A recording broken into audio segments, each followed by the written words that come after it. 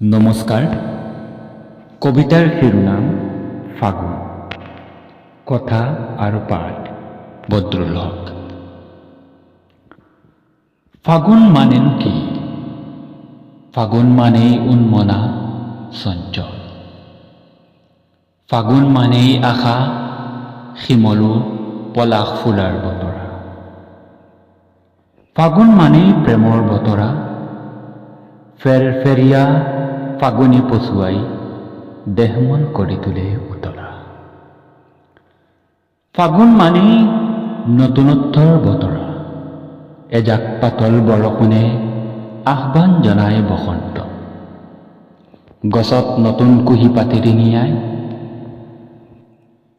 ফাগুন মানেই উৎসৱৰ আনন্দ, ফাকুৱাৰ আনন্দত উন্মাদ হয় ডেকা গাভৰু। নৃত্যৰ সমাহেৰে চোতাল গৰজি উঠা আলি আই লৃগাং। ফাগুন মানে হৃদয়ত এৰি থৈ যোৱা কিছু মিঠা মিঠা বেদনা।